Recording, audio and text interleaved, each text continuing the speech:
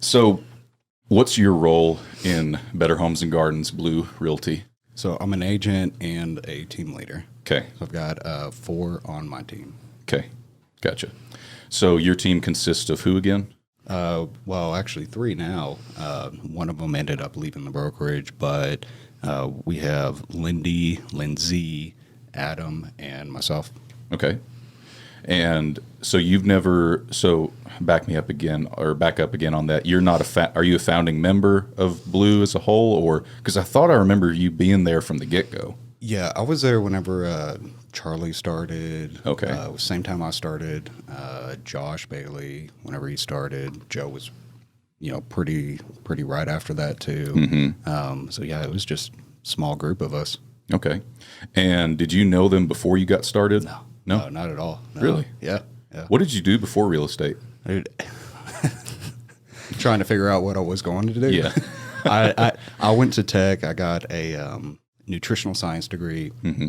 Was going to go like the medical route because that's what my whole family did. Okay. And one of the things that I had always done prior to that was, I had like my personal training certification, did that ever since high school.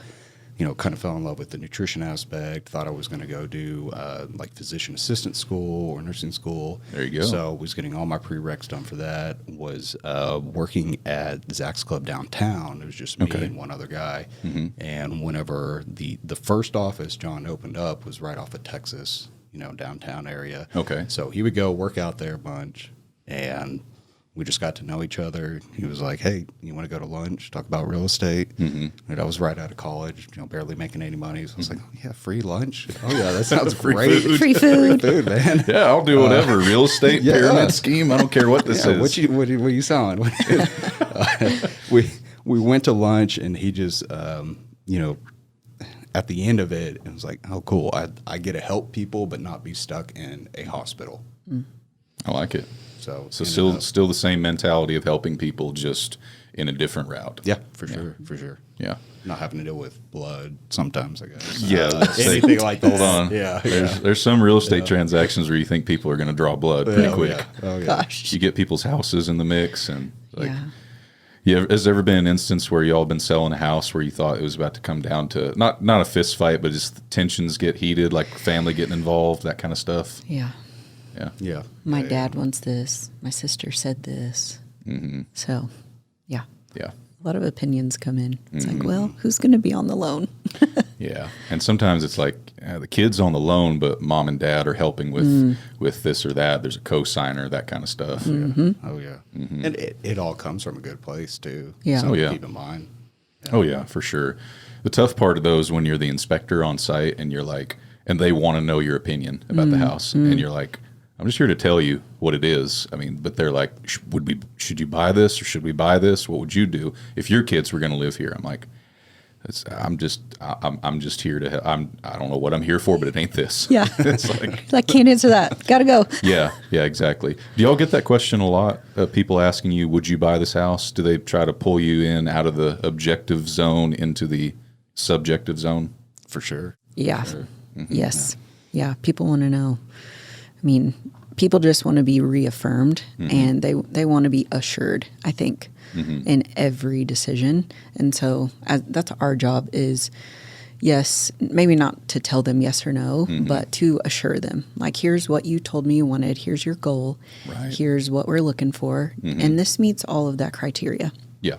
And it checks all your boxes. So from what we went and we started at to now where we are, yes, I mean, this looks like a good fit for you. So it's just our job to reaffirm. So yeah, you got to remind them what they're buying, what they said. And then that puts the burden on them instead of on you to try and sell them the property. It's like, I'm not selling you anything. I'm just finding what you told me to find you. Yeah. And Yep. Just the liaison. So I like that. Yeah. What would you call the inspector, if not the liaison? What would be the word you'd use to describe us? Be nice. Oh, not a bad thought came to my head. Oh, good. No. Well, coming into it, there's, but when I came into inspecting, you always hear the bad more than the good. And people are like, inspectors are all deal killers. You're going to have to deal with this and that. So that's where that's coming from. I think that's more appraisers sometimes. Yeah, Really? agree. Yeah, agree. But in the same thought, I mean, there's some awesome appraisers. Yeah. Oh, yeah. Yeah. Who do you think kills deals more, appraisers or inspectors? Clients. Clients. Clients. Not even appraisers or Good inspectors. job. Yeah. Good Yeah. answer. I think so. You asked like, what is a good word to describe y'all? So my thought in my head, I kind of think just like what I said, we assure the client. I think your assurance and without getting too technical, insurance, like your kind of protection Yeah. for whether we're representing agree. the seller or the buyer, you take so much off of our shoulders and the buyer or the seller. It's like you can't, argue with the data, can't argue with the facts, and you No. can't argue with something that's broken. Like if you need a new roof, you need a Yeah. new roof. Yeah, Do your job. It's it's so crazy how people will get mad at me for telling them what I found. Yeah. It's like I didn't do anything. Yeah. I'm showing it to you. Yeah. And yeah. Yeah, it's the discovery process. So Yeah, it's.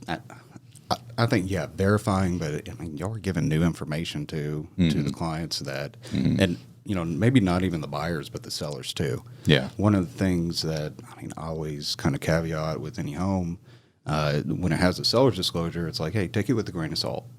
Like. I don't even know every single thing in my home. Like you could come inspect my home and be like, oh my God, There's there's a so list. many pages. Yeah. Full disclosure, home inspectors don't know everything about their house either. And if we find stuff wrong, we tend to be the last one to fix it. yeah.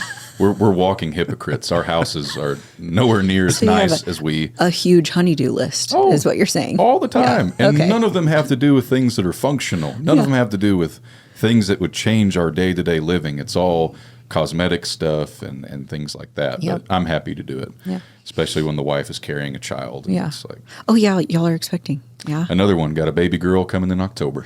So super Congrats. close. Thank you. Congrats. Thank you. You got a name? Yes, Owen Margaret. Oh, so Yes. cute. Yeah.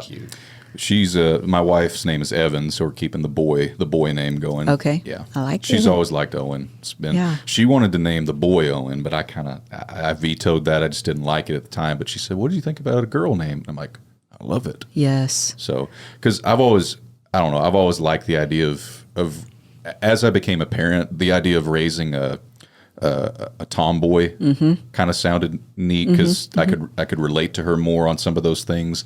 But it's not like giving her the boy name that she's going to somehow turn out to be a tomboy. She may be all pink dresses and everything from Oh, yeah. start to finish. I Yep. don't know. Yep. Nail polish and Man, everything. Self-fulfilling prophecy. Come Yeah. on. Come on. Yeah, you ever thought about that though? Let's think about this for I a think minute. it's real. Yeah. A name is the weirdest thing. You look at somebody and all of a sudden that name just fits them. Oh yeah. But there was a point in time where that name didn't fit them. Like, you know what I mean? It's like you look at sometimes names don't carry over very well from kid to adult. Like, I'm going to make somebody mad, but like a very cutesy name. Penelope. Yes. Yeah. Penelope doesn't sound like the name of an adult lady today, but it sounded like the name of an adult lady in Yes. whenever, like Yes. long ago. Yeah. But today, you throw that name on a 3-year-old girl. Everybody loves it. Yeah. Yeah. Embroidered everywhere. Yeah. Yeah. And then it's Penny whenever she grows Yes, up. it's Penny. Yep. Exactly. Yeah. Well, congrats on the baby. That's Thank exciting. you. I appreciate it. We are looking forward to it. It's been a great pregnancy so far. No issues, except she's ready to have the baby. Oh yeah, I bet. Yeah. Yeah. She's now. How many kids do y'all have? Just one. Just one for you. How many for you? So we have 4. 4. 2 boys, 2 girls. Wow. Yeah. Okay. How far apart are they? So we're a blended family. So Okay. Brandon, my husband, firefighter, he has 2. I have 2. So Okay. our oldest is Dylan. He is 18. He just started tech yesterday, actually. And then Jade is 16. She goes to Lubbock High, and she just got her driver's license. So Lord be with us. And then Madison just turned 13 on the 24th, and then Landon will be 10 in October. So 18 is the oldest, 9 is the youngest. So Wow. Yep. So all fairly independent. Oh yes, very, very Independent minded.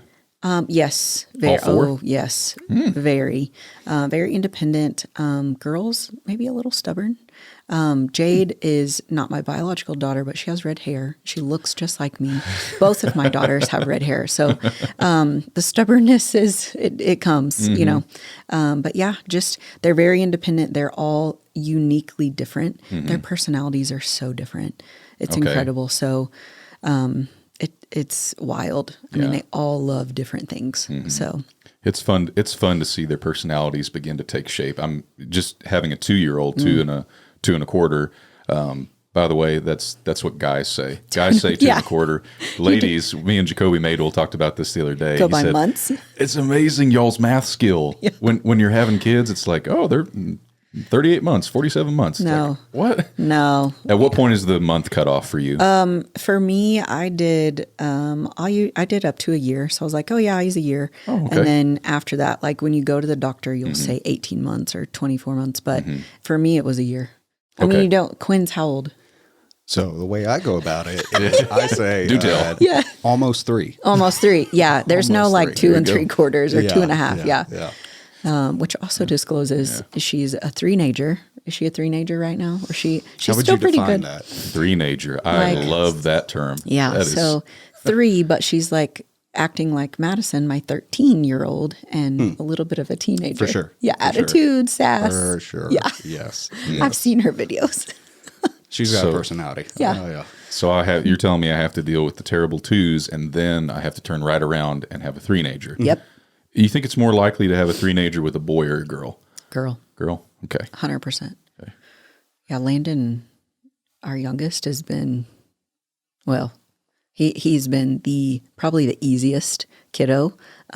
He's so like goes with the flow. He's chill. He loves every sport. Like he picks up books without being told to do so. All the others we have to kind of lead and direct. Landon is very much, he, follows me around a lot. He's see. like my little mini me, but a boy. And so, called him Mini-Me. yeah, yeah. So he's a reader. He does a lot of things that I do. I mean, we have a lot of the same mannerisms, I guess. What kind of books does he read? So right now he's doing AR points for school. He goes to ropes, and they have to read fiction and nonfiction. Okay. So he just picked up Diary of a Wimpy Kid. That's a big one. I see that in a lot of adolescents, like Yeah. the bookshelf in the closet. That's always when I'm checking for leaks or something on the ceiling. I'll go up in the closet. Diary of a Wimpy Kid. Oh, yeah. Everywhere. Full collection. Yep. Every one of them. Yeah, he's got that. And then recently he went to church camp this first year, this summer for the first time. And we got him a new Bible for, his age. And believe it or not, he's been picking that up and That's awesome. reads that, which, it's very hard. Try to lead by example, but man, trying to get your kid to stay engaged with the Bible. So Oh, my goodness. going to church camp kind of was a good lead off for that. So That's good. they kind of instilled that in him. What translation is it?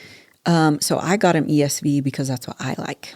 So So here's my four go-tos. I'm a King James memorizer. I'm a New King James studier. I'm an ESV when I can't understand what's in the New King James, and an ASV if I feel like I need to go a step deeper. Yeah. So those are my 4 go-tos. Yeah. But I feel like for stuff that I want to internalize, yes. I want King James. I want that poetic language in Yeah, there. kind of like it's almost Shakespeare-ish. Oh, very like, Shakespearean. Yeah. So Yeah. Shakespearean. Yeah. Shakespearean, So, but anyway, so that's Landon. I don't know, and he just does his own little thing. Madison loves to read too. She has dyslexia, but she'll pick up a book and go, and especially if she knows that we don't expect her to, she'll do it on her own. Gotcha. So, but yeah, it's Good kinda like- kids. What Good about you? kids. You big reader? Used to be. For me, there's not. It's not enough time in the day. Well, I guess I kind of fell off because anybody can make time, but yeah, just other stuff popping up that kind of takes the place. You got to have a love for it. You got to have something that's pulling you in. You know, like I love fiction. I love but I love old school fiction, like Lord of the Rings, Count of Monte Cristo, like those old school classics. Like those are my favorite. It's But old school. oh yeah, like you should have seen the interview with me and Jacoby. 2 more opposites. You know how like when you're on a date and you get to talking and you have nothing in common and it gets awkward? That's what was happening with me and Jacoby because he was talking John Maxwell, all these different self-help books, podcasts. And I'm like, don't know who you're talking about. Don't know a single one of them. Smile and I'm like, Lord of the Rings, Dune, C.S. Lewis. He knew who C.S. Lewis was, but like obscure stuff like The Road by Cormac McCarthy. Have you read that? No. Or have you seen the movie? Part of the movie. The movie is what most people know. Great book, by the way. Depressing book, but depressing.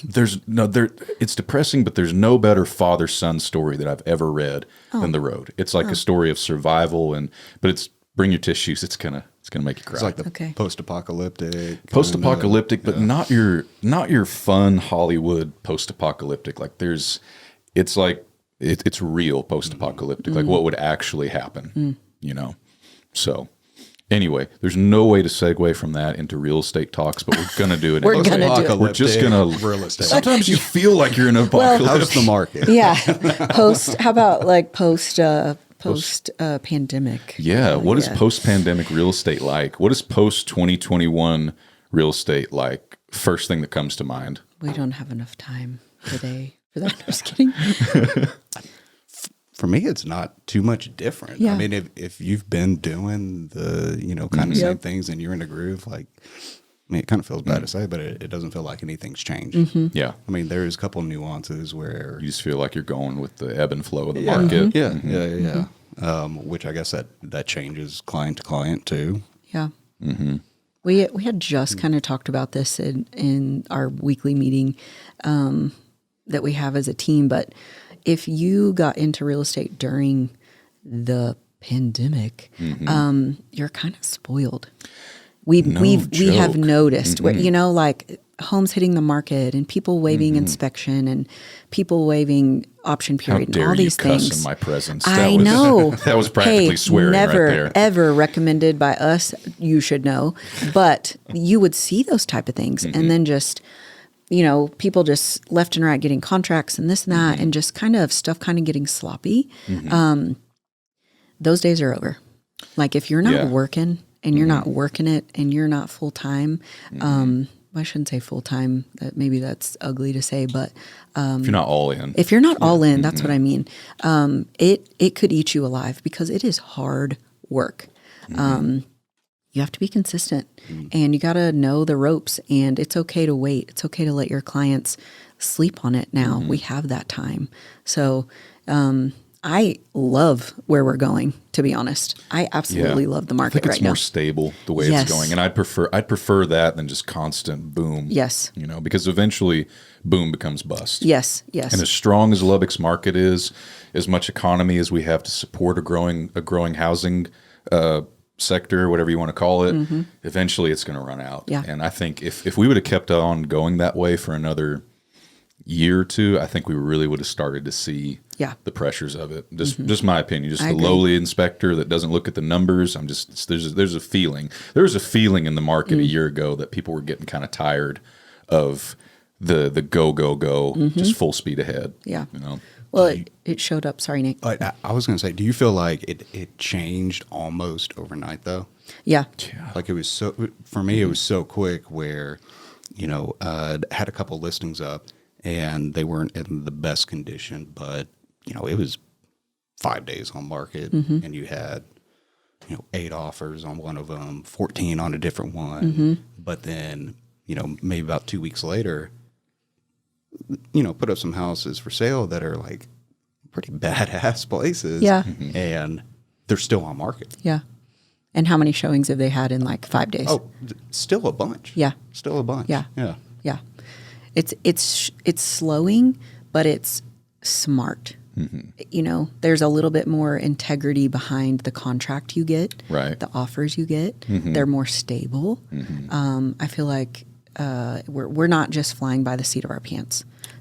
Which I personally love. I love dealing with an educated buyer, educated seller, and not someone who's just throwing their home up on the market. Let's see what we can get and going crazy and just like a free for all. It just kind of, it's crazy. Right. For you, whenever everybody was flying by the seat of their pants and everything and waiving inspections, did they ever do the, the pre-inspection where they would maybe ask you to tag along during the showing or anything like that? No, I never got many calls like that. And the ones that I did, we were still so busy with inspections constantly that I said, I hate to be rude, but it's just not worth my time. Yeah. I can't afford to. This isn't going to become a longevity market. These showing, tag along, come with you, that's going to phase out. Eventually it's just going to get back to typical inspections. And so I said, I'm not going to do that. But I have on a few occasions given agents my opinion of a place that didn't need an inspection but actually needed a bulldozer, those kinds of places. Yeah. And I'll tag on those ones or tag along on those ones. Or they just want my opinion of a crack on a house, and they'll send me a picture. I'll drive by and take a look at it. I'm like, yeah, it's fine. Yeah. And then they order the inspection from us, and we look at the whole thing. Yeah. So question for you.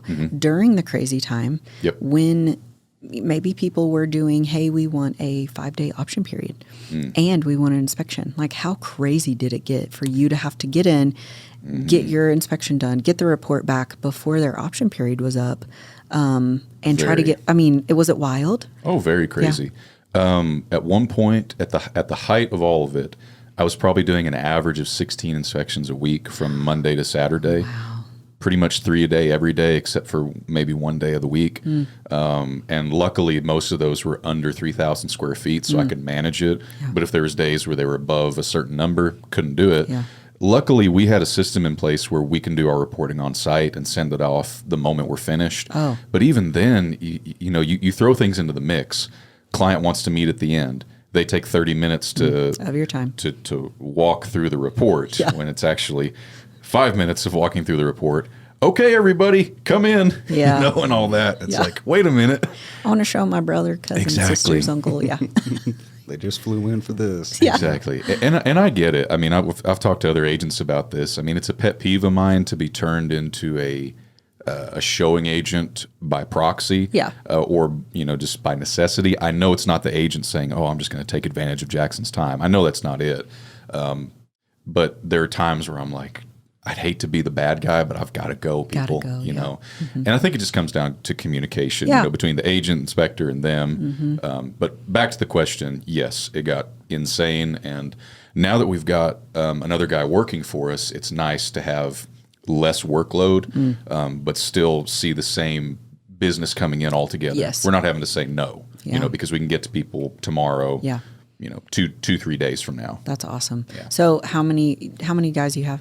Three. Okay. Me, my business partner, and one employee. Okay, sweet. All family, actually. Awesome. Yeah, and my office manager's family too. Well, there you go. My How business. is that? It's fun. My business partner is my it's great. My business partner is my cousin by marriage, and one of our employees, our other inspector, his name's Coulter. He's my brother-in-law, and our office manager, this is where it gets fun. She's my mother-in-law. Oh, okay. Yeah. So that's all fun. The in-laws. Yeah. So are y'all going to expand anymore? For now, we're going to stay right here because it's like you get so much family working for you. Yeah. How do you bring in somebody who's not family at that point? That it gets tough, you know. Not that we wouldn't want to, but right now we're kind of at a threshold where everybody's got enough business. We would need to see us busting at the seams again to feel like we could add somebody else on there. That's the philosophy I approach it with. I don't know how do y'all approach that? Do y'all approach growing in business when you think, okay, we're busting at the seams with the things that produce revenue, so therefore I need to hire more people because I know I have the revenue to take care of it? Or do you lead with, I'm going to hire somebody and produce the revenue to take care of them? You know what I mean? Those two different kinds of ways of doing it. I'd like to think I'm the latter, but oh man, I'm the first one. Why just is that? Waiting it? Yeah, because you can put it off. Yeah. Okay. So it's not a thing of you want to wait till it's safe enough to add somebody that you feel like you could support them full time, or is it more just you want to take care of it yourself kind of thing? For me, it's control freak. Okay. Okay. Yeah. To me, it's a little bit of both. Yeah. I struggle with both, and if I'm honest, it's probably more of what you're talking about. Oh, so I would say it's both. I am a little bit of a control freak. Like, I know how I'm going to do it, and I want it done a certain way. I want it done right. Nate knows this about me, probably working with me for just a little while. He's figured out, like, I have a certain way. I have expectations, and I want things done a certain way. So if I'm going to bring someone on board, like I kind of want to pre-train them and make sure they're doing things up to my standards, I would say. But then in the latter, I am very vision casting, very much. I will act as if I'm Ryan Serhant book I read. I will act as if I'm selling, 15, 20 million a year and just put the things in place and have the assistant and have the extra help, because that's where I'm going, because that's what I know I'm going to achieve. So both, I would say it's a little bit of both. Actually, my mom is my assistant, and she does my spreadsheets. She does all of my back end stuff for me, gets it ready for the CPA, handles, helping with warranty packets and things like that. So, Nice. And she has a full-time job too, but I pay her on the side, to do that. And it's kind of like, it's my mom. So keep it in the family, but I can hire and fire as I would like. So, Right. but she knows I learned a lot from my mother, as far as, how to be a good employee or how to be a good business owner, be independent, and how your worth is your word, and how you take care of your business. I mean, I know if I ask her to do something, she's going to do it and probably do it better. And so that's kind of why I haven't segued into hiring an assistant. That's not someone I know, but I do know my mom's going to do the job I want. So, Right. but should I have waited to hire one? Probably financially, but I've already spoke that into existence, and I'm seeing the fruits of that. Like it's coming. So. Right. So been good. is it your mom doing what you expect, or is it's your mom's expectations that she set, and then now you're living up to it? Is No. she gaslighting you with expectations? Not in that way. Not in that way. No. Where did you learn your expectations? So a lot of what I learned was from my grandparents. So my mom, without going too deep into the woods, like she was a single mom for a while. And so my grandparents helped out. I learned a lot of my business independent. If it is to be, it's up to me, from my grandfather, which is my mom's dad, which is who she learned it from. Very cool. So kind of a lineage and kind of a legacy my granddad left. He passed away in 2000 of leukemia. And so after that, my mom was like, well, it's you and me, babe. And so it was just kind of like, from then on, the 6 years until I graduated, my mom and I, it was just us and we and my brother. And I mean, we made it work. We figured it out. So she worked a lot of jobs. I got jobs, bought my own car. Like as soon as I could have a job, I had a job. So yeah, just learn to have the expectation of, don't wait on someone else to get the job done. Do it yourself, and do it right. Those seem like stressful times. Oh, it was. So- It was totally, I feel like that's what molded me into who I am. Well, and I know something that we've talked about before is, as bad as it is, we like to, or we do perform higher in those stressful times, whether it be like a personality thing or learned thing. Yeah. How's gold get refined? It's in the fire. Under pressure. All the impurities rise. You ought to look up some stuff about how they make gold or how they refine it, and the process of the fire and the impurities rising to the top of like the melting process. But diamonds too, under pressure, that kind of thing. It's the way it works. I mean, anytime I feel like my back is up against a wall, that's usually when You perform best. yeah, exactly. And I don't like to use that as an excuse to procrastinate to the end and like, oh, I know it's going to be great if I wait till an hour before it needs to be done. So I'll just do that, and therefore I will produce the best product. But I think that's where you have to put pressure on yourself, maybe months ahead of time of the goal, and say this has to be done, and make it seem like that ever-present pressure is right there in front of you. Do you feel like doing that without having, the other part of the scale where you're taking care of yourself? Because I'm bad at this. I'm terrible at this, where I'll be like, putting myself in stressful situations, performing, and then all of a sudden I'm Breaking burnt point. out. I'm Yeah. burnt out. Yeah. And then I have no way to recharge. Yeah. So my favorite passage is 2 Corinthians 12:15, where Paul says, I will very gladly spend and be spent for your souls, though the more abundantly I love you, the less I'll be loved. Those two Greek words for spent carry the idea with it of having a container and pouring it out completely and just being all in 100%. You talk about the having time for yourself and things to do for yourself. I look at the spending and being spent aspect of that's just what I do. As far as a dad goes, like I'm looking at it in the context of my family. So whatever is your motivating factor for me, it's my family. I'm supposed to spend and be spent for them. At the end of the day, I'm going to be tired. I don't want to play with my son. I don't want to spend time with my wife. I want to go play video games or watch TV. But if I'm doing what I'm supposed to be doing, I'm going to make the time to wrestle with him. I'm going to play with him. I'm going to have fun with him. I'm going to do all those things. And I'm somehow going to make time to work out. And I don't do that. That's the one thing that I sacrifice right now. But I'm going to make all these other opportunities to do those things. And I'm going to somehow make it work. And I would love to say I live that every day. I don't. But that's the philosophy that I would try to approach those things with, because I think all too often the excuses that people offer up today, and I don't want to be insensitive by saying excuses, but I think the excuses or limitations, if you want to use a different word, that people put on themselves today is it's just not, the circumstances just aren't right for me to do that. Something's in the way, when the truth is you can spend and be spent, because the truth is we're all pouring from a cup that doesn't have a limit to it, if you know what I mean. People will say, well, you can't pour from an empty cup. I'm like, are we really empty? I mean, I think we have a pretty limitless supply of energy, if you think about it, but that's just me. Yeah.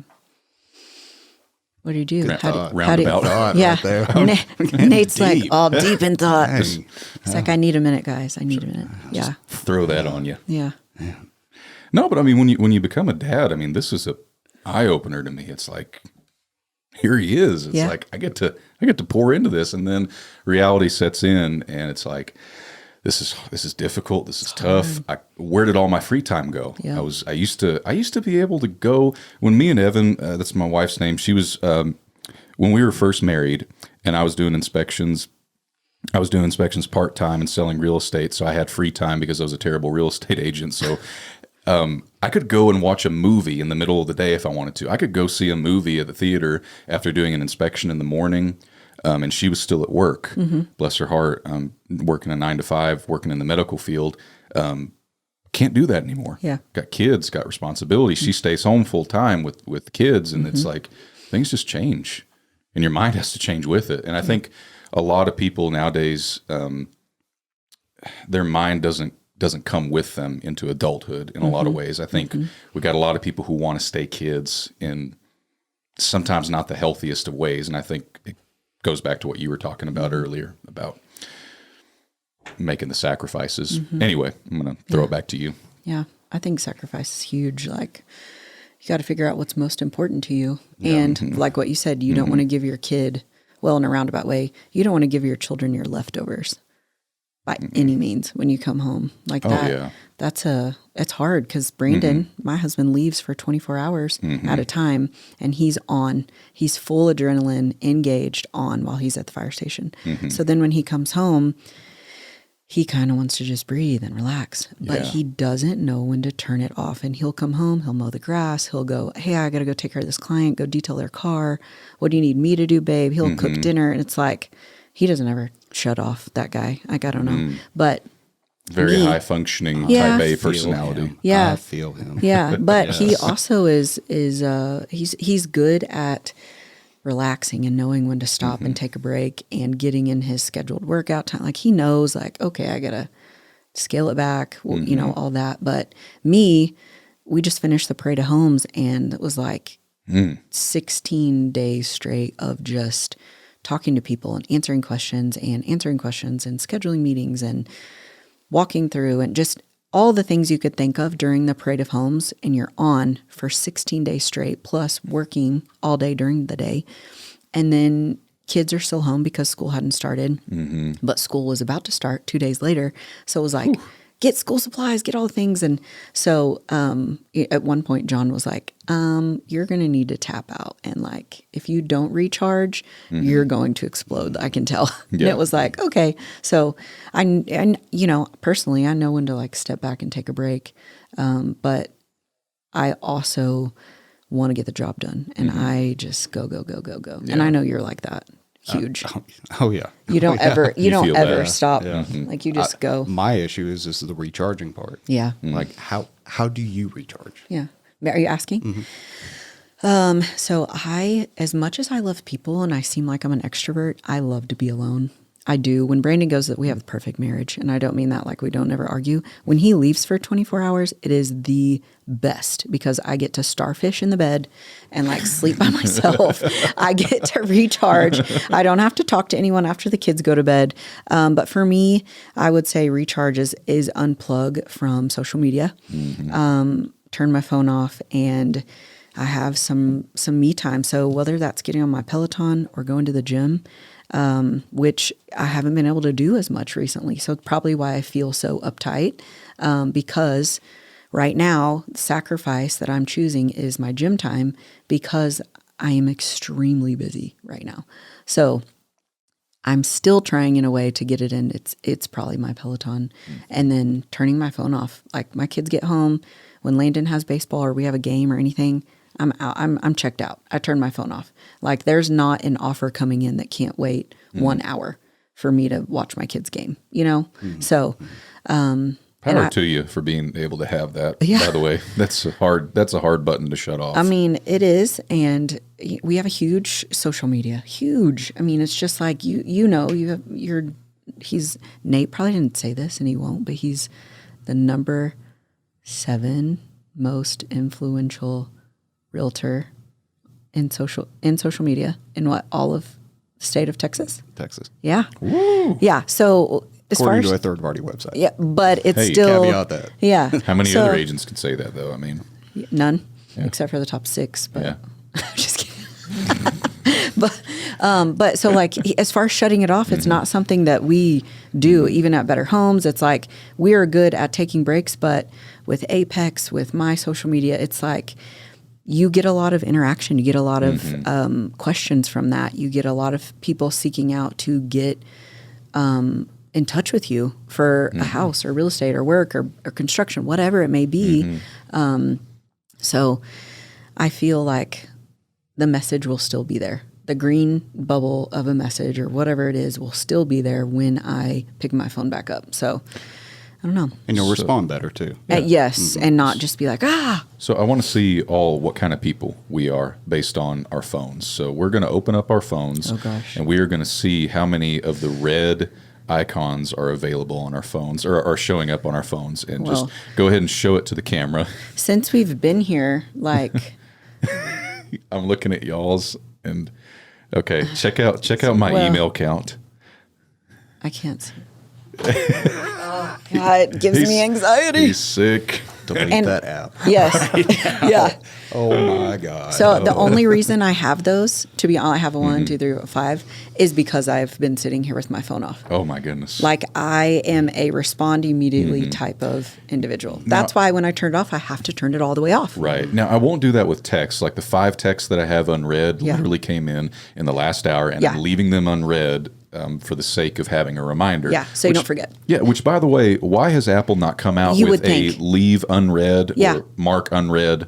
You would think. Or schedule send. I know you can use the new shortcuts thing. Automate it. Yeah, but it's funky. I haven't been able to figure it out yet. But the fact that it doesn't function more like Gmail is a mystery to me. Yeah, I would prefer that also. Yeah. Which I'm sure your Gmail didn't look like it was functioning. Well, here's the thing with that, okay? 26,000. I've got several emails, and most of those are advertisements and stuff that don't need replying to.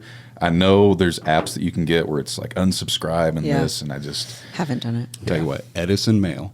It's free. Okay. You get the spam that comes in and everything. They literally have an unsubscribe button at the top of the email. You can just Edison Mail. I'm going to go ahead and put that on my list. It's what I use for my mail now. Just that. All of his mail. Edison. Gets rid of all the things. By the way, I really admire your ability to ask questions. You've been good asking questions now. Like, I've been wondering, who's conducting the podcast? Is it me or you? Nate's like, really good learner. That's how you learn. have you seen the Old Spice commercial where the two guys are sitting across from the table and one's doing the interview, the other's the interviewee, and the interviewee puts on Old Spice or something, and all of a sudden, like, he becomes the interviewer just because he had it's a freaky Old Spice commercial. I have not, but you were painting a vivid picture. Listen, Nate, I've been described a lot of things, and a painter of vivid pictures has not been one of them. Oh, well, now I you have appreciate it. But I'll send you the commercial. Please. YouTube videos are my thing. Like, that's how you know we've hit it off as friends. If I send you YouTube videos and GIFs. By the way, do you think it's appropriate for inspectors to send GIFs to their agents? Yes. Depends on what the gift is. Oh, yeah. But wait, GIF, gift, GIF, not a gift. Oh, well, we went from videos. Like, He said it depends on the gift. Like flowers? No, a GIF. GIF. I'm going to send you flowers next week. Now. yeah, Oh, it depends on the GIF. GIF. Yeah. GIF. Yeah. The Yeah. GIF. Okay. The Yeah. GIF. Yeah. am I If- tracking now? Yeah, you're tracking. Okay. But it still does depend on It it. does depend on the gift, Yeah. because there's gifts that you'd have to have inside jokes Yes, on. But yes. one of my favorites is the Denzel Washington, my man. Oh. Like, that's my favorite. Like, Yeah. so if an agent does something that I really appreciate, like, they'll say, "Hey, listen, the buyers were going to bring their parents by, but I told them not to." My man. Yeah. I'll send that. Or the Steve Harvey one is Yeah. a good one too. What movie was that from? American Gangster. Okay. Yeah. Or says my man. I was thinking the Ethan Hawke one way back, Oh yes, King Kong, Training Day. Training Day. King Kong ain't got nothing on me. Like to get wet. Yeah, it's That's an old movie. Yeah. Are you a movie buff at all? Sounds like it. Me? Me? Probably not as much as one of the guys at our office, Dustin House. Yeah. He knows. I need to it. have him on next. Oh yeah. Okay, me and him need to Yeah. have a conversation. I feel like they'd hit it off really well. yeah. Yeah. Oh, yeah. Totally. Okay. If I can get an inroad with him, that's another struggle with this podcast too. Is if I don't have some kind of inroad with the agent somehow, it's tough to get them on. So I need to start soliciting the agents that I've had and be like, hey, drop a bug. So what you mean is referrals, which is how we both build our businesses. Bam. I thought we were just talking about movies. Yeah. Listen, man, it all has a road back to what we're talking about. I should have called this the Rabbit Trail podcast because Here we go. it eventually all leads back to what we're talking about. So to get on to one of the questions before Nate has to go, so staying motivated through the grind of everyday work in real estate. What do you do? I think that comes to your why, right? Mm-hmm. I mean, Ed has common an answer as that is. I mean, it all comes down to it. Like, why are you doing it? What is your, quote unquote motivation? Which, I mean, motivation's kind of It's a very fleeting Yeah. type deal. it's elusive word. Yeah. So you really need that like core reason why you're doing it. Like So what is the manifestation of your man. why? Family. Yeah. Yeah. Okay. Yeah. Especially since, I mean, like you mentioned, after having a first kid and everything, things change. Yeah. Things change. Something changes up there. Like Yeah. everything's. And another thing that changes, especially for guys, you can't get up or down from a chair without going, all right. Dad noises. Exactly. Dad noises. noises. Yeah. It's a real And a thing. little Okay. But yeah. bend over and come up. Wowzers. So Deep sighs. Yeah. And So an agent made, and they will forever remain nameless, and the house will remain unidentified. But Okay. their client had video software in the home, and the agent messaged me afterwards and led in by saying, "Hey, I just wanted to message you about what was caught on camera and in audio." I'm like, "What happened? I was just inspecting the house." And they said that, well, the sellers just thought it was comical how much you grunted and talked about like how much your back hurt. Oh gosh. Anyway, sorry, but back to the why. I don't want to get too far away from that. Family, yeah, that's at the core of it. that's the main thing. Okay. That's the absolute main thing. Yeah. Just being able to, provide a better life, better future, all that. Leave the legacy, really. Yeah. I like it. To you, ma'am? I feel like Nate stole my answer. Oh, I think it's just a an remix answer for now. like a lot of people. Yeah. No, it really is. You know, there's some people who get in real estate because they think it's big, flashy, a lot of money. And they're like, oh, I'm going to get in real estate, make all this money. And it's like, well, yes, we do make good money and we can have the chance to, I mean, at anything though, if you work at it and you want to be successful, you have the ability to, you shouldn't have a ceiling. You should be able to do whatever you want. But at the end of the day, for me, like I told you earlier, single mom, we didn't have a lot growing up, and I don't ever want my children to go without. I don't want them to feel like they can't play a sport because I can't pay for them to do it. I don't want to spoil my kids in a way where they feel like everything's handed to them and they don't have to work for it. But I don't want my kids to grow up without having or going hungry or being able to bless other families. That's what it is for me. So big time. waking up knowing that, waking up and knowing and having a why, that it's not about me, it's about other people and serving. That's also why I stay motivated. It's just my kids, you know, because they're looking up to me. They're watching everything I do. So Your family can be one of the most pure motivations for you to succeed in life. And it can also be one of the most dangerous motivations because what you're talking about, you don't want to spoil them. And it's like we can throw the baby out with the bathwater, so to speak, when we don't want our kids to suffer at all because we suffered or whatever happened to us. And we want to swing that pendulum all the way over here. And all of a sudden now they're crying because they didn't get the newest Nikes or they didn't get this or that. And I get it. Kids, you know, your brain's not fully developed, so they're not going to fully understand certain things, but there's a difference between a spoiled brat and a kid that just, it hasn't quite been taught and you're trying to teach him those things, give him that perception, you know, because my son right now, he's 2. I mean, he doesn't know how to go without on certain things and that's just him. But I looked in his room the other day and he's got throw pillows on his toddler bed. I mean, you know, that's partly for my wife, but I'm thinking back to what I could remember as a kid. Oh yeah. I'm pretty sure I didn't have throw pillows on my toddler bed. I don't remember my toddler bed, but I remember sleeping on a futon up until the time I got married. Or up until just a couple years before I got married. Now it's like, I don't know what to do without a Tempur-Pedic. Yeah. You know? Whatever happened to futons? I miss those. I slept on a futon.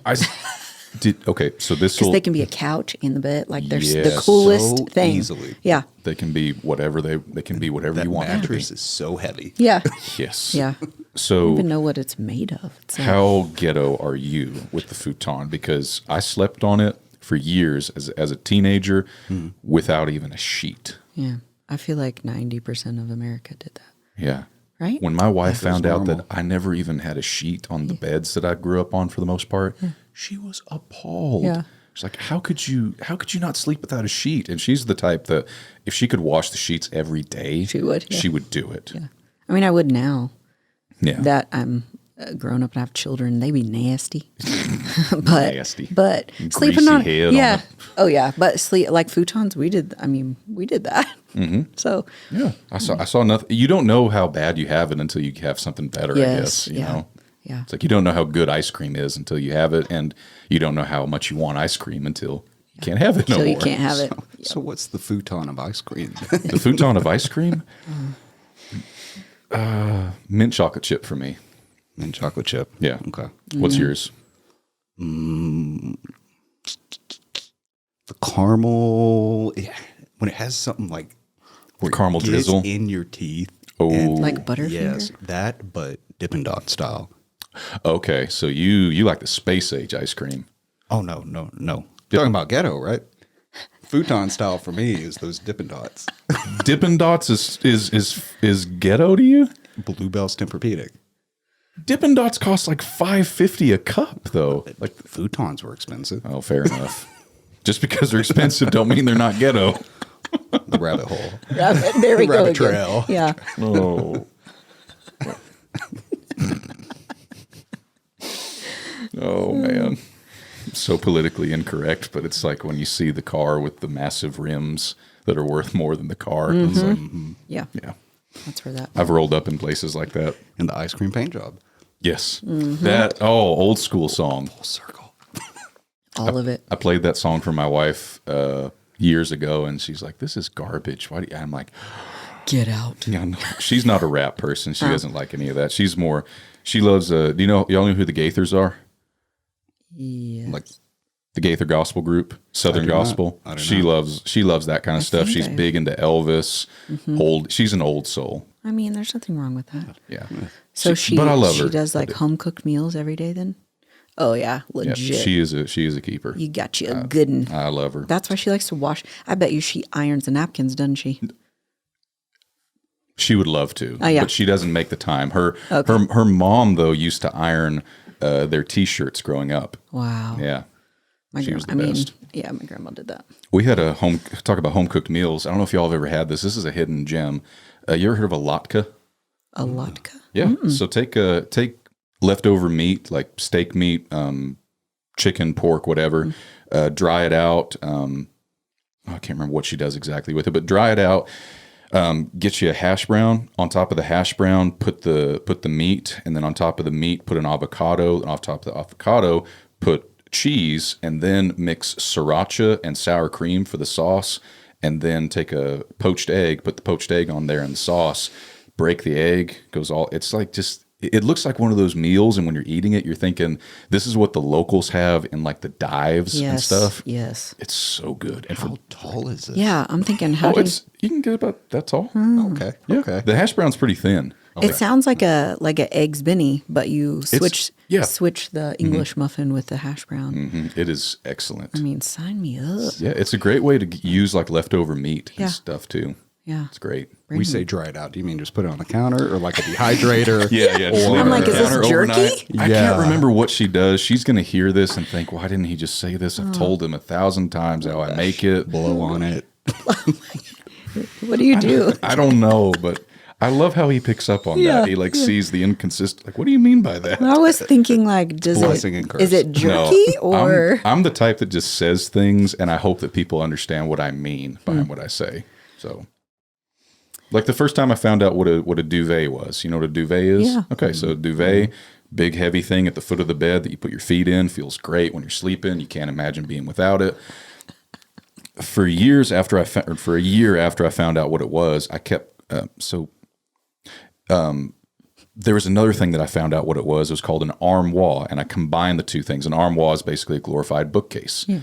But I combined them, and I kept calling it a Dubois. What's the name of it? And my wife kept going along with it, like, what is he talking about? And one day over a family supper at her family's house one Sunday, and they were all like, what is a Dubois? And I'm like, that thing at the front of the bed. Like, you idiot. Sounds So- like a Cajun. Yeah. Yeah. Armoire, Dubois, Oh, Duvet. Yeah. Now you want to talk about Sriracha. good food. Yeah. Have any of y'all ever been to the Deep South and had Cajun food? So my wife used to Talking- live in yeah. Louisiana. Okay. I have still never been in Louisiana, but Yeah. even whenever she described some of that food, Yeah. You got to go, man. Mouth waters. gosh, yeah. Not good for you at all, but man, it's good for the soul. Good for the Good soul. for the It Dubois. is. Yeah. He's never going to let me live that down. I love it. I love Yeah. it. Dude. Sounds good. Alligator boudin. Good. Oh, dude. Real good. Boudin of any kind is good. Y'all ever have boudin? Yeah. Yeah. Oh, yeah. When I go to Papados in Dallas, that's what I get. I don't get any of their main courses. They have a boudin appetizer, and I just get a double order of that for the meal. Yeah. And there's usually stuff left over. Yeah. So good. Yeah. I like gator bites. I'm sure they're not the same here as they are down there, but like walk-ons. Didn't we get some that day? Oh, yeah. Yeah. Yeah. Like, Those are good. I'm sure they're not as good as Louisiana. But Walk-Ons needs to lean into the Cajun stuff a bit more. More. They need to redo their design and make themselves look more Cajun because they just look like a normal Sports bar. Yeah, Yeah. exactly. I don't know agree. why they don't lean into that. Like I look at Walk-Ons and it says Cajun place, and I look over at Bone Daddies and I'm like, they should not switch, but they should take something from Bone Daddies and put it over there. You know. Yeah. You know what area I'm talking about over there? Yeah. West End. Right next to P.F. Chang's Yes, and all that. yeah. Still haven't been to P.F. Chang's, by the way. I've never been to one. we go there often. Okay, see, I prefer the Dive Asian food place. Yeah. That's where Aloha Barbecue. Yes. Before they, I don't know, have they shut down? I think they just do like orders online. Oh. Or not like online, like you can call in You orders. try calling them, you won't get an answer. Yeah. No. It's very busy. And I think they Yes. sell out very, very early. Yeah, So, the times that I ate there, like $8, 6,000 calories. 6,000. Massive. Just huge survey. I could eat on that for 3 days Yeah. of 3 days of one meal each. I could eat that all day, the same meal if I wanted to. It's so good each time. Oh my goodness, so good. And I got a Blackstone for Christmas 2 years ago or a year ago, and been making me some hibachi, which I haven't made any since she's been pregnant because she cannot stand the smell of jasmine rice cooking. That's her one thing. Really? Yep, cannot stand it. And you got to cook it the night before, and let it dry out, then put it on there, and she won't do it. Are you doing any tricks, anything like that, hibachi style? Like, can you flipping flip the egg? I've watched the YouTube videos, and Little tower. I can do the little spin with Swirl. with the with the egg? with the spatula. I can just spin the spatula. Oh. Yeah, Okay. and that's it. So no volcanoes yet? Not Anything yet, like that? no, but I want to. No choo-choo trains. The onion Choo-choo volcano. trains? Yeah. The onion volcano looks fun. Yeah. But no, fajitas, what are y'all's favorite things to cook? Are y'all cookers? Steak. I do like cooking steak. Used to like brisket before, one, my smoker broke, and two, brisket went up so much in So price. high. Oh my God. Do you buy beefs or do you buy just individual briskets? Just individual. Yeah. You need to buy a beef, man. Okay. It'll save you money. Find a good meat packing plant, a meat guy or gal, whatever. Got a meat guy. Yeah, You got a meat guy? I've got a meat guy. You want to go half and half on one? You're going to need a big Dude, freezer. I'll do it. All right. Yeah. We do that. You can buy a quarter beef and it'll save you money on just like, because you can divide it up into all the little cuts that you want, hamburger Each meat, ribeye, whatever. Yeah. Although this is a hot take, but the most useless part of a cow, in my opinion, is the short rib. Y'all may like short ribs, but when I get a slab of meat that's that big, and I ended up picking up that much fat off of it, like that much is fat, that much is meat, it's just depressing. Yeah. So, but anyway. It's interesting you didn't say the tongue. And then No, what are you talking about? The tongue is very useful. Lee was, oh my God, that's Dubois. That's Dubois, man. That's becoming a new slang. My goodness. Prioritizing client experiences over personal gain. That can seem like a very loaded question because it automatically assumes that somebody might want personal gain. But I think if we're all being honest, we see the dollars, and it's hard not to rationalize at times. This can make more. It may not be what they're looking for, may not be what they want. And I'm just being honest with myself. I mean, I've been in those positions where the money in my pocket is much more of a temptation than putting them first. And I'm just, like I said, I'm just being honest. But talking about that in general, that struggle, has that manifested itself to y'all at any time? I know this is a very vulnerable question. This puts you kind of in the spotlight. So feel free to sugarcoat it or redact names, places, whatever you feel like you have to do. I think it depends on, I think every agent, like you were saying, should be in it for the service aspect, really. I mean, you're dealing with people that are trusting you to do your best and help them get to their goal. So, yeah, money's nice, but, okay, if you're thinking, this house that's X amount higher than this other one, and they're kind of in between the two, and you're thinking, oh, wow, well, I could make more if they get this other one. But maybe they really do like that other one or the lower priced one a lot more. It's all about them at the end of the day. Yep. What I always tell my clients is, hey, whatever decision that's made, y'all have to be comfortable with it. I'm here just to advise you, guide you. I rather at the end of the day, at the end of this process, that we meet your goal and you are happy to give a review. Like I don't even have to ask. And, maybe y'all invite me over for dinner and know that I'm there even after the process. Rather have that than, and I tell them this, I'd rather have that than y'all calling me 2 weeks later after closing, yelling. Yeah. And have an icky feeling. And and you think about it, if you go kind of, I think it's just not ethical, Yeah. trying to push your agenda. And if you think about it, if you're actually thinking about it with your wallet, if you're pushing that non-ethical agenda, that client's going to pick up on it. Yep. I mean, people aren't stupid. Yeah. exactly. They can see right through that. And so it's okay. You make a little bit more at this time, but are they going to use you next gonna time? Are they refer going to you? refer you? Are you really making more money? I mean, how are you viewing it? Are you viewing it in the moment, or are you viewing longevity of your career? Yeah. Exactly. Yeah. And you might end up making, that's the paradox of it. You may make more money in the moment, lose money down the road.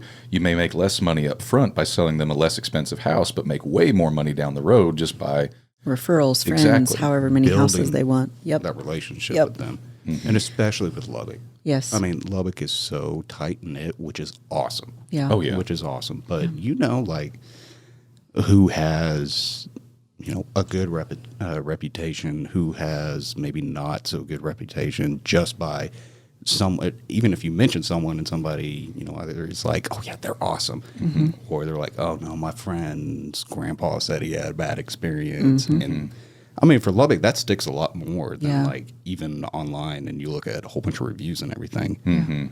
Like I know whenever I'm looking for any type of service provider, like I'm asking people, like even asking past clients, like, hey, have y'all ever used da-da-da, da-da-da, da-da-da? And they're like, oh, no, we haven't had a great experience. And then I'll be like, okay, cool, not using them. But they're like, oh, yeah, they above and beyond. Yeah. Like, okay, I'm going to refer them now or her or them. Yep. And I feel like it's the same way with, you think about restaurants here. It's the same exact thing. Like a new restaurant opens, everybody's got their opinion. So, but you're exactly right. Do you want money up front? Do you want the referral and the long-term relationship on the back end? I mean, every time it's treat people the way you would want somebody to treat you or your family. Every time. I think I've read that somewhere where you should treat others as you should be treated. It seems to have stuck. I don't know. There's something to it. So I don't know.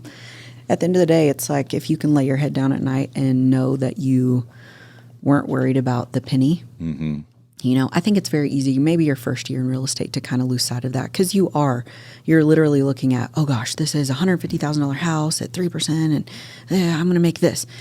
You probably are looking at that and your expenditures going out, but you're a little more seasoned and you do it, you take care of people and you realize the referral feels better than that check being deposited into your account that you know those people didn't really love that house. Like getting a call, hey, Nate, this is Jennifer. My friend Sally referred me to you, said you were an awesome agent. That feels way better than any amount of money ever could. You can't buy that. No, that's value. So I mean, you could think about it from even a investing aspect too, if you want to think about it super financially. If, a lot of people lose money in any type of investment, stock market, crypto, whatever, just because they're trying to do a money grab. Whereas if you're doing it for the long term, the high value stocks, all that, eventually you're going to get a return. And that's my good word. I got to head out. It's all good, man. I enjoyed it very much. Maybe we'll actually be able to concentrate now. oh gosh. It's been great, man. Thanks for Thank coming. you, Nate. We pretty much exhausted that question, I think. So Yes. how to effectively use social media. So this is one I've wanted to pick your brain on for a while. Using social media, that's one that's tough for me because I'm like you. I like to shut off at the end of the day. I don't like to be on it, but I find myself mindlessly scrolling through it. So what's your overall philosophy on using social media to maximize its potential for your business, but not having it control you as personally I believe it's designed to do in a lot of ways?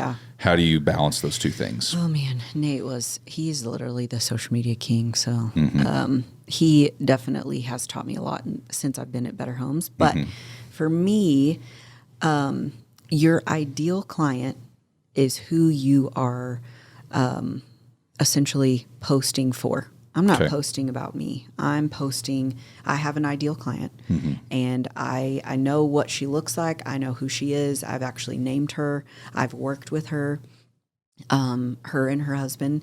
These are people that I want to work with every transaction. Okay. So think of your ideal inspection, right? Yeah. The house was clean. It was ready to go. It was not super in depth. There wasn't cobwebs everywhere. It was, it was like your ideal inspection, right?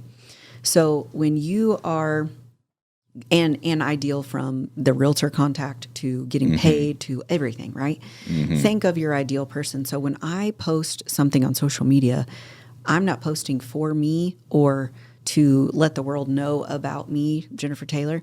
It is literally, what is this going to do for my ideal client? Is she going to resonate with this? Is she going to be not attracted to it, but is she going to want to stay on social media on my page and look at this?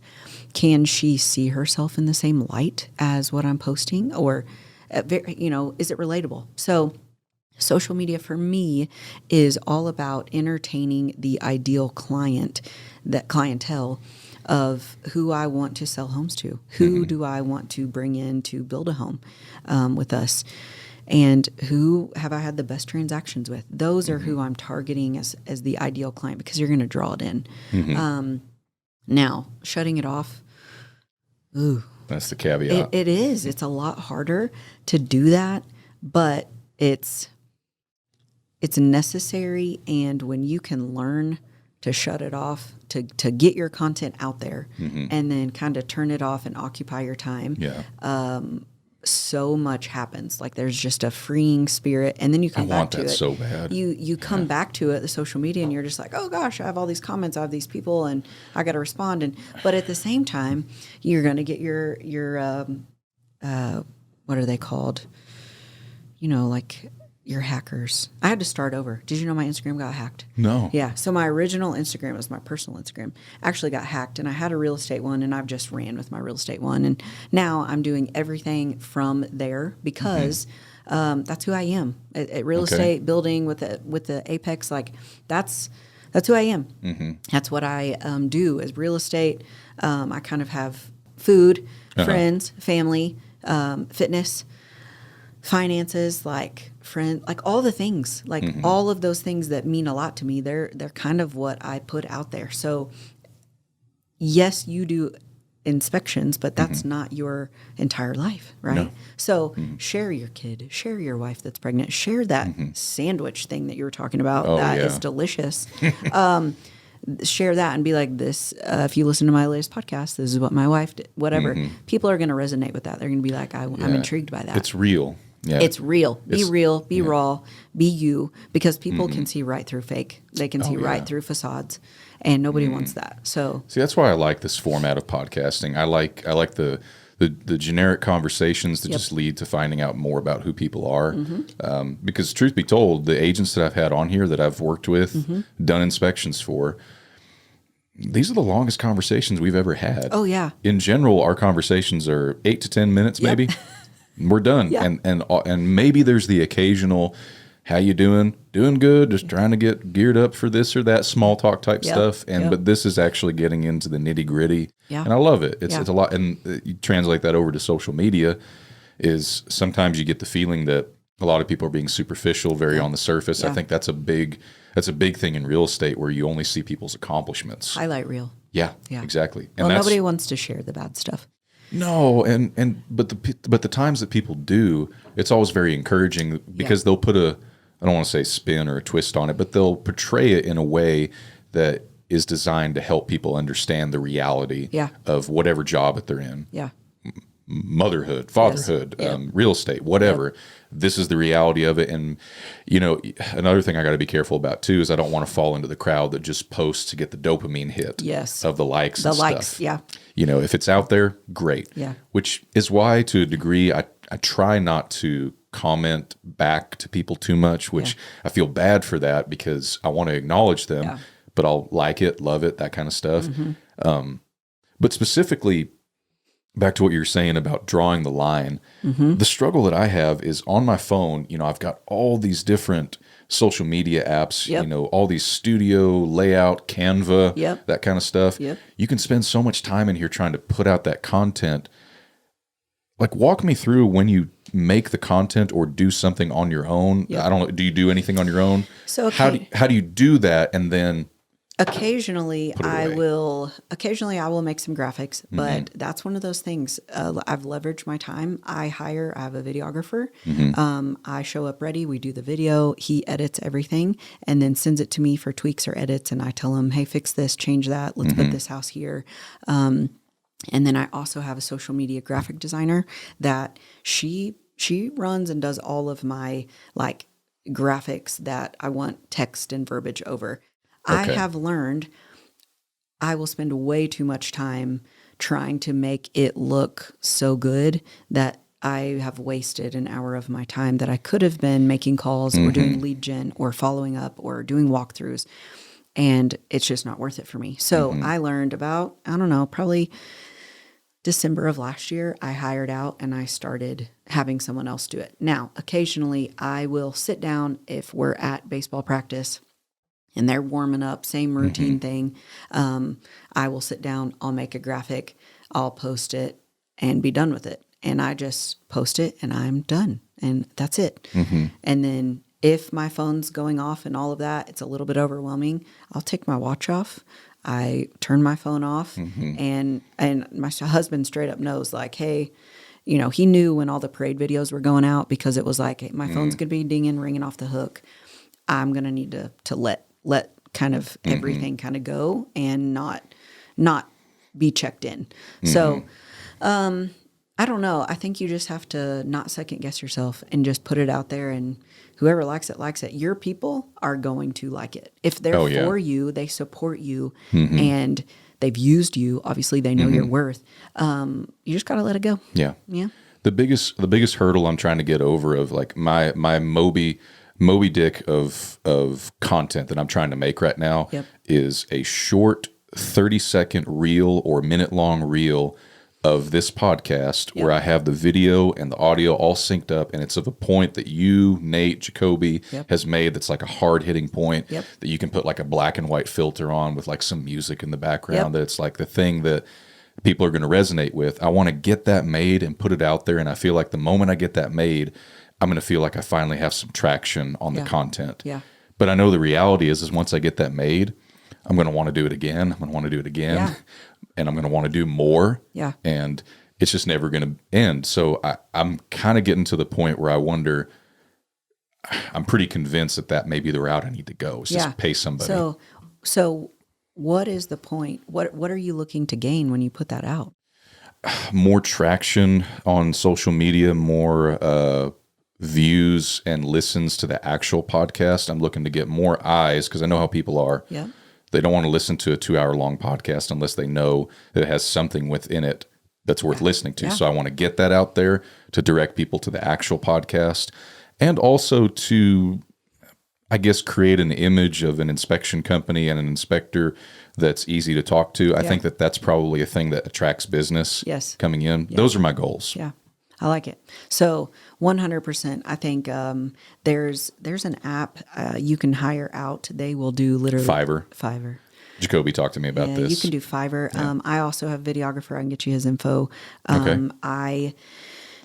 He would probably use your footage if I don't know his rule on that, but there's a lot of people you can use and just say, this is what I want, break it down. I need it for this social media. This is my vision for this. Yep, this is my social media platform. But there are tools like Instagram makes it so easy now. When you post a reel, you can hit at the top of the button and those 3 little dots, and it will do captions.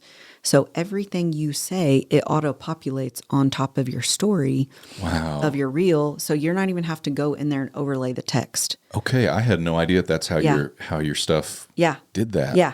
So that's not my videographer going in and doing it. He did it the first time, and then I figured out quickly, like, hey, I can do a reel and I can just hit captions. So very nice. Instagram is making it super. They want people to be gravitated to and to stay, because what do they want? They want people to stay on their app. They want people to stay on their platform and to click on their ads, to stay in, just engulfed. So that's what they want. But if you, I think, can do a 30-second clip like you're talking about and just boom, get somebody to edit it and break it down and tell them, hey, this video, minute marker 25 to 32 was a great thing. Cut some of that up and send it back to me, whatever. Do that. Or you do it, cut it down, upload it to Reel, put the captions on top, and boom, there you go. You make it sound so easy. Well, I know. Well, I know. But that's why I hired someone to do it too. Fair enough. Yeah. So I can get a lot done instead of chopping up videos, to be honest. Right. It's the same reason why doctors have people that work in their office. Yep. I'm not trying to compare myself to a doctor, but we're specialists. Yeah, we specialize in a certain thing. You have your field. Exactly. And my field is not editing. My field is not content creation. Although it's like that word is very elusive, content creator. Yeah. Who is that? That used to be just any kid with a camera and a phone or whatever. Yeah. Not even a camera, just a phone. Yeah. You'd be surprised how many, people do what they do and they're very big on social platforms and all they have is their phone. Like it's crazy. Oh yeah. You can just, especially with the way the new cameras are. We got the wide angle lens now. Yeah. You can add all these different filters. You can plug in a microphone to it. You can do a lot. I've known people who do podcasts with just 3 iPhones. Dang. Which 3 iPhones is more? Each of these cameras costs $500. An iPhone costs like $1,200. Yeah. So that's not much of a. But these can do more than an iPhone can in a lot of ways. But it gives that cinematic view where it blurs out the background and all that kind of stuff. Okay. But so tough question on the social media thing because this is a struggle I've always had. Yeah. You're putting out content there, and we all know. Have you seen The Social Dilemma? Yes. Parts of it, yes. We all know that there's sausage being made in the kitchen that we don't want to know how it's made. There's bad stuff going on behind social media. There's people who are crippled by it mentally. Yeah. And it's done a lot to our younger generation too. So when you're posting stuff and when I'm posting stuff, how do we rationalize that we're not just adding to the meat grinder this problem? Do we say, because what I typically say is I try to rationalize and say, I'm putting out good content. Yeah. I put out content that's not going to hurt people. Yeah. But at the same time, I think I'm still putting it out on the app that has that content out there that's going to rope people in. You know what I mean? Yeah. It's hard to sometimes rationalize. What do you think? Oh, man. Well, that is a deep. This was not on the list, by the way, for anybody wondering. So yeah. No, and I think that's a deep one. It's hard. In the big scheme of things, at the end of the day, I think about what are we called to do? I am not called to judge. I'm called to love and to share the good news, right? What someone else were to do with that content, there's evil in every part of the world. So if I stay in my lane, I continue to do what I know is right. If someone else chooses to use that for evil, I can't control good or bad. Yeah. And you can only be a good influence. Yeah. And so like putting out what I know is going to be encouraging and inspiring. At the end of the day, I can tell you women, we want to be inspired. We want to have somebody to look up to. We want to have someone that has gone before us that we know has paved the way. That's all women want. We want to be inspired. And so if I can put out good content that's encouraging, inspiring, funny, relatable, real, raw, I think, one, that lets the walls fall down and people want to get in business with me because they see like, oh, she's a mom. She struggles with this. She has a teenager who's not being very nice, like, and being ugly, like, okay. Or, like I don't always want to look like the put together one who's got my life going. Oh, yeah. So that's such a hard question to answer because if you think about all that you put out, if it could be detrimental, there's always you're not going to be liked by everyone. You're not going to be used by everyone. And it's not so much about the content that's going to be detrimental. It's more of it's being put out into the platform that has, that's on the social dilemma that's been shown to have all these effects and stuff. And I think there's a lot of personal responsibility that people have to have. Yeah. And I can't be responsible for what everybody's going to do in those situations. And that's where you just have to, you have to, however you rationalize it at the end of the day, remember people are going to make their own decisions. And I think that's what it comes down to at the end of the day for me. Yeah, 100%. I mean, you can put out the info, and what somebody chooses to do with it or how they perceive it, strictly up to them. Exactly. So, but my thing is, you be you, and the right people are always going to be in your corner. They're always going to support you, and you're going to attract the people who want to work with you and be in business with you. And at the end of the day, there's enough business for everyone, especially in this town. It doesn't matter. You're never going to be liked by everyone, which is great. It's fine. Yeah. You know? So I have really thick skin. I keep my head down. I stay focused on, what's paying my bills and how am I growing my family. And just, at the end of the day, it's like, if I can lay my head down at night, know I loved my husband well, loved my kids well, I served my clients extremely well, give them the best experience, then that's what I got to do. That's what I'm called to do. So if somebody doesn't like a picture I put out, that's on them. Sorry. It's like, sorry about you. Yeah. So I'm like, that's like somebody, their house, they're like, oh, why'd you put that crack on there? Well, it's because I had to. Yeah. Sorry. It is what it is. It is what it is. That's where we get into trouble too, by posting people's houses on our social media. Yeah. I've got to be careful not to, post anything that's an identifying feature. Yeah. And I've had agents, message me afterwards and say like, can you take that down? I'm like, fine, I will. But part of me is like, nobody knows it's their house. Yeah. You and me are the only ones that know. But anyway. Yeah. Speaking of family, final question. Yeah. Not neglecting family while trying to build a business. This has become a big one, obviously, because my son is so young. Yeah. I don't want to miss out. And I've learned a lot of lessons from this first time around that I'm going to try not to repeat the same mistakes with the second one. I know a lot of parents say that, but that's been a big thing on my mind is not neglecting family time just for the sake of building something better for them in the future. Yeah. That all of a sudden, they're 18 and you've got the money, you've got the life that's built, and you look back and you don't even know who they are. Yeah. Because you spent all that time trying to build this life, and that's got to be sad for some people. It's got to be a miserable way. I mean, and you think about, they probably don't have much of a relationship with their kids. And so, man, so you're asking how I do that. I'm just asking, talk about it, I guess. Yeah. And that's the thing. It doesn't matter how you do it, how you don't do it. If you want to talk about being real, I'll tell you how I don't do it. Yeah. I come home, and sometimes I've got to edit a podcast right after we're done eating supper, and my son comes up to me in the chair and says, Daddy, sit lap. And like, he wants to sit in my lap, and I'm like, son, I got to focus and that kind of stuff, Yeah. I think scheduling is a huge part of it. Time. Bring the mic up closer if you don't mind. Yeah. Time management is huge. So for me, when my kids are awake, and I fail daily, like I feel like I have a better relationship with my son because I relate more with him than I do my daughter. My daughter is very close to her father, very. They have a very tight-knit relationship, and I have a very close relationship with Landon. I mean, I just do. Madison is where she's stubborn. We're kind of butt heads. So I feel as if I failed in some parts as being her mom because I don't have all of the crazy skiing pictures with her as her dad. Well, that's her dad and hers trip. They go every spring break to Wolf Creek.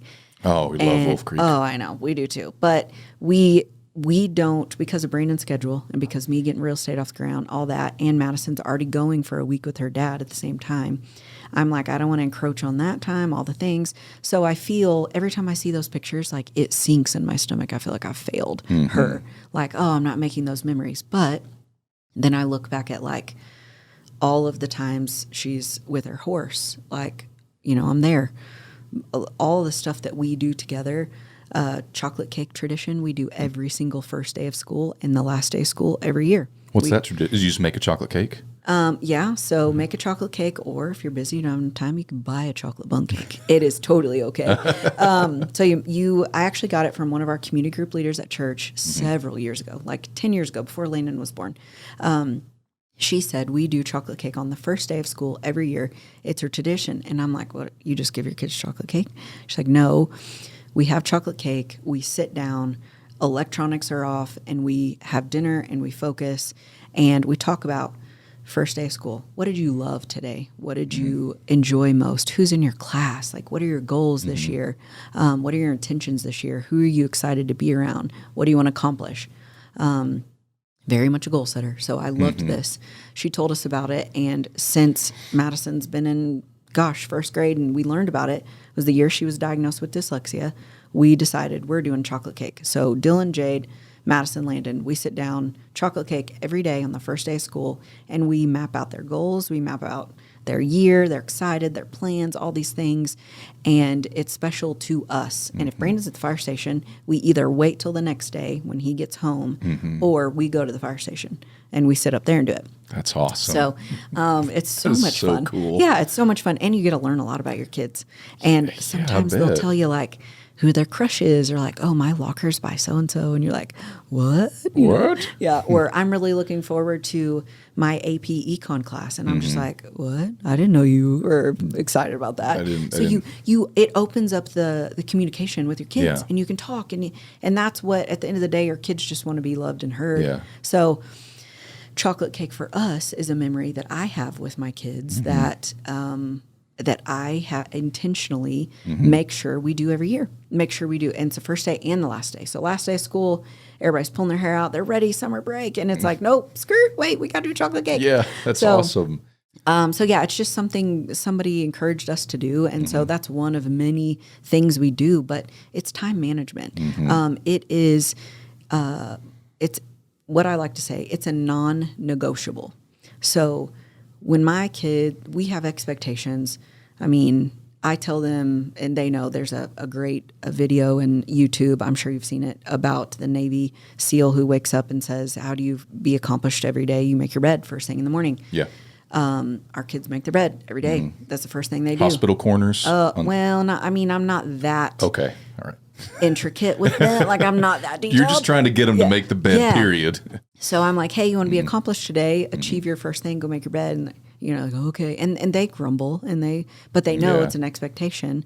So those type of things, like, it's a non-negotiable in our house. Like, when my son is playing baseball, it's a non-negotiable. When Jade is on the field dancing for Palm, it's a non-negotiable. If I get a call from a realtor, inspector, anyone, sorry, I decline it. I'll call you back. Like, I'm not missing a memory or a moment that I can never get back because you, had a question about a house that you could have got from the MLS. Yeah. So that's something I've figured out, is that if you provide the information and you put it out there for people, sometimes people got to figure it out. Yeah. And I don't want to say you can't fix stupid, because that's not nice, but we're in a time where we can't say truth anymore because people get offended. so offended. Yeah. No, So that's true. You can't fix it sometimes. If you're calling me to ask me about the square footage, or, hey, where's the lockbox? And it is clearly on MLS, like, do your job. You have access to that for a reason. So, goodness, so anyway, you're speaking my language. And the thing is, they'll call, then they'll text, hey, where's the lockbox? Homegirl, it says on Supra, like, it's right there. Yeah. I put it on the water Homegirl. spout. Because so those are the type of things, like, it's a non-negotiable for me. Yeah. So, it's my encouragement to you. Like, I would just have your non-negotiables and your things with your son now and your wife, that, okay, from time to time to this time, I'm all in. It is engagement with my family. I'm not missing bath time. I'm not missing dinner time. I'm not missing our walks every night. And then that's a big one for my wife. She loves to take walks. Yeah, and make it, hey, 3 nights a week. These are the nights I'm not doing a late inspection, or I'm not doing a podcast. Let's start going on a walk from this time to this time, undivided attention, family time. And you do you, and you live your life, because no one is coming to, pay your bills, are they? Nope. Yeah, I'm not getting any handouts either. I don't have anything coming my way unless I work for it. But also, I am putting out into the world what I want to receive back. And for me, sometimes that's a good positive vibe of like, I got to shut it down so I can put good in to put good out. And that means turning off my phone during Jade's Palm, Dylan's ROTC, like his banquets, Landon's baseball, Madison when she's with their horses. I mean, Madison doesn't love sports, and she's not engaged in a lot. She is very closed, like kind of an introvert, which I love her for it because she's her own unique person. But her thing is quality time with me. And so she doesn't have a ball game that we go watch for her. So for her, it's, Mom, can we go get our nails painted? Yes, absolutely. And when I'm there, she is my focus. She is the one thing we're doing. And it's like, hey, did you do X, Y, Z, or did you finish your book this week? Yeah, we'll go get our nails done. It's not always like we were talking about earlier. We're not just going to go do it because I have the money to do it. It's an earned thing. But have your non-negotiables. Yeah. I mean, for me, it's when my husband gets home from the fire station, the first thing he wants, it doesn't matter what I'm doing, he wants a hug. He calls me Hummingbird, and he has since we were dating because hummingbirds don't stop. Ever. They just keep going and going and going and going. And so he's literally like, I got to get your wings. I got to calm you down. And I got to bring you in tight, and I got to hold you and show you that you're secure. And my favorite times and times to tap out on social media are with my husband and my kids, because those are times I'm not ever going to get back, you know? So like you said, you don't want to look down the road and be like, oh, I have all these, you know, zeros in the bank account and no pictures with your family. Yeah. No memories. Like, oh, that gut wrenches. It kind of makes me emotional. Because my microphone's about to catch fire from the amount of fire you're spitting right now. I mean, this is good stuff. Well, thank you.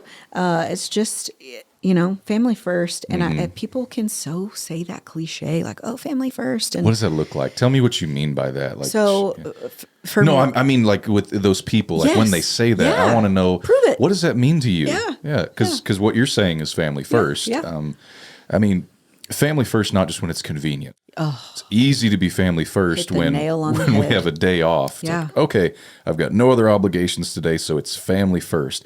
I'm sorry, that's family last, actually. That's family when it's convenient. And I'm not trying to minimize doing that. If you do that, great. But don't give them your leftovers. Oh, yeah. The leftover thing, like I said earlier, is huge for me because I don't want to be somebody's last resort. You don't want to be somebody's last resort when they're thinking of an inspector. No, I don't. And that's the thing. I'll take it, but I love the idea of being number one on the list. Yes. To your son, you're number one. To your wife, you're number one. To my children and my husband, I'm their number one.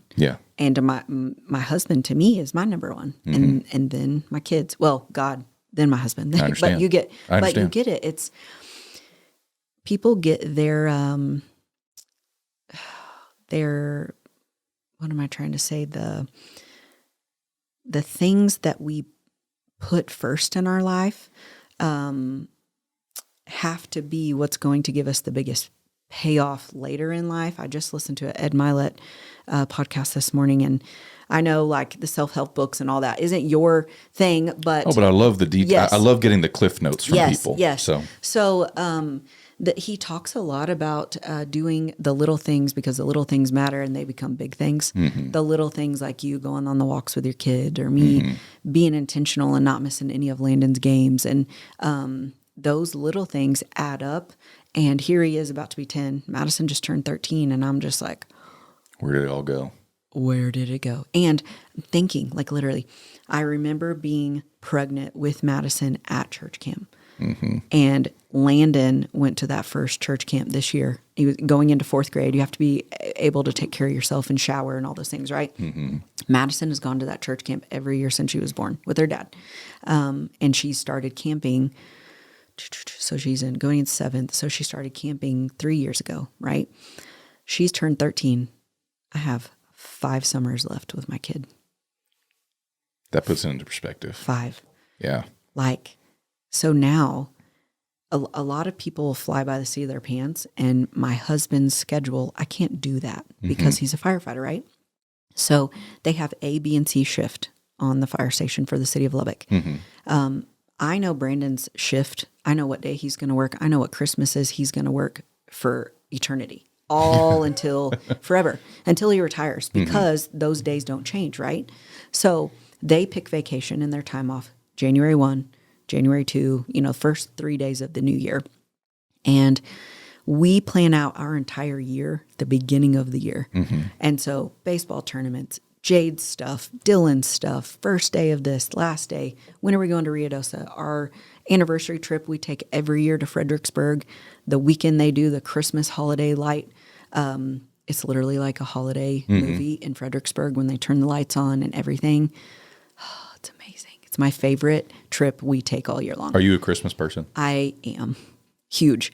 And which is big for me because Brandon sometimes at the fire station. So we have to be very, accommodate, like switch our schedule, all that. But so when I say you got to be intentional about your time and your schedule, like we schedule our trips, we schedule our plans, we schedule stuff with the kids, because if we don't do it, it ain't happening. And stuff comes up, life comes up. And it's like, oh, well, so-and-so wants us to go here. And it's like, no, we already have something on schedule. Yeah. So if you plan ahead, you're literally taking control of your life. Yeah. Something else is going to have to battle for position with that, as opposed to your family having to battle position with your work schedule. Yes. Yeah. So, and when I say those are non-negotiable for me personally, there's a guy in our coaching group at the office, Joe, and he's leading our office, by the way, kicks butt. Love him. Look up to him so much. He's very much, he'll tell you straight up, like, I'm selfish with my time. He has a morning routine. He will not budge from that. I have a morning routine. No one gets in my routine, my time, because it sets up my day the entire day. I cannot operate and handle my kids, my husband, my life, my family, my business, real estate, my career, if I am not operating at my best. So it is, I got to operate and get up early even before my kids so I can give my kids my best. Because just like what Ed Milet was talking about and what you spoke on, I don't want everyone in my life who means the most to me to get my leftovers. They get me first. And then everything else is secondary. Right. So, it just, when you've put your clients, first, yes, they're first. My kids are in school. There's nothing I can do right now for my kids are in school. So yeah, my clients are getting my first fruits, but you have to maintain a certain level of protection. Like, I am very protective of my sphere, very. I don't let certain people in. I do not let negative, like, there's power in proximity. So the people you hang out with, you are going to be like. So think of the people at your church, the dads who you just see from afar, who are incredible dads. Rub elbows with them. Oh yeah. Get in a men's study, which I'm sure you probably already are. But like, oh yeah, I try to. Yeah. We're all a mess too. Yeah, 100%. And I fail daily. So it's like, trying to do my best. And I know I'm preaching to the choir, but scheduling stuff and having time cut out is huge. I understand. Huge. After all that, you're going to need to buy me a new microphone, because you're about to make that one explode with all the wisdom you're dropping over here. I don't know about all that. But no, thank you. Really good stuff. Yeah. I appreciate it. Yeah. And that was all pretty drop of the hat stuff. How much had you thought about that question before? Or you said that y'all had been talking about some of that stuff. So I was on a panel at our office. Right. And we just had, we had all of the agents in our office that wanted to learn and grow and seek from the top performers, like, come and what questions you have. And so John asked us a few, they asked us a few, and it was just a power-packed 2 hours. 2 hours. And it was me, Nate, and then Charlie, Garner, Dustin House, which Nate talked about, and then Joe. And it's very intimidating that I'm the only female in that group. And I was the only female, shedding light on things. And as a female, there's just a different role, being a wife and a mom. And, some of them are dads, obviously. There's no gender or whatever. You don't want to offend anyone. But it's like, it's a little different when you're a female and you're juggling all the things and you're doing all the things. And, so people ask all the questions. But we did have a panel, and I was honored to speak on that. And so some of the same topics came up, and it was like, Jennifer, how the heck do you do it all? It's like, first of all, I don't. Yeah. Let's not make any mistake here. Let's not, because that cup that I pour from, I get it all from the Lord. Like, I literally, there's no me without him. So yeah, it's just a ongoing ebb and flow, figuring things out. I fail daily, but I figure it out. I get up, I dust myself off, and keep going. So, I mean, that's all we can do. Absolutely. So, At the end of the day, that's all there is to do. So, well, in wrapping up, because I know we've been going at it for almost 2 hours here. In wrapping up, just a few more things I wanted to learn about you moving forward. Have you been primarily new construction involved most of your real estate career? Because that's been my perception from the outside is you post a lot of new construction stuff. How much of your business would you say is new construction versus existing? Yeah. So when I first started, I did sell a house to my sister that was not new construction. Very quick little Brandon sister, but I claim her. So my first transaction ever was her. It was awesome. And it was not new construction. Moving forward, yes, I was in the home building business industry for first year. I was the number one new agent in 2019. Did close to like 15 million. It was insane. Wow. Yeah, it was nutso. And I learned a whole bunch. And TAB contract, I could tell you that front and back, upside down, inside out. Like I've written probably close to 200-300 now. Like it's just go. But yeah, new construction is my niche. It's my favorite topic. It's my favorite thing. I love to do it. I love the whole process. From tape and bed, a lot of, people are like, what's that? And I'm like, explain it to them. But rough in plumbing. So you've got foundation where you start, plumbing, foundation, then your walls go up and then your drywall and then all the things. And so there's so many intricate steps and I just became obsessed with learning about it. I love it. And I've just I've prided myself. Is that how you say that? I think that's a word. Prided? I think so. Yeah. It will be now. It will. Okay. Prided. I'm proud of myself. No, I am I feel very confident that I know the new construction process top to bottom, inside out. Love it. Love the whole process of it. Now going into my 4th year, now I am tapping into the resale market because I have clients who bought and purchased 3-4 years ago who are ready to either sell or upgrade or build a new home, or they want to sell because markets, they've got a lot of equity in their home. So yeah, I'm kind of flipping the script, and I'm also doing a lot of resale right now. Like I would say last year it was probably 85% new construction. The rest was resale. Yeah. This year I'm probably closer to 75-25, where 75% of my business and income is new construction. The other 25 I'm getting into all resale. Like the transaction we had. Right. So that was a referral. And it was a good client of mine's mom, and she was buying a house for her parents. And cash deal, I mean, over $500,000, and said, "Hey, I want this house. Wow. What do I need to do?" She was ready to write a check the day we went and saw it. And I was like, no. Like, we have to submit an offer. That's not how this works. Yeah. So I'm like, do I just set this down on the counter and is it mine now? Yeah. So that deal, they did a lease back. They actually got keys today. So awesome. You're always continually taking care of your clients and your people. Yeah. So, but yeah, now it is turning into resale and still new construction because I love doing that. And it's great. So I represent Apex Construction, love them. And I've been with them for 2.5 years now. So, we have a ton of inventory coming that's not even on the market.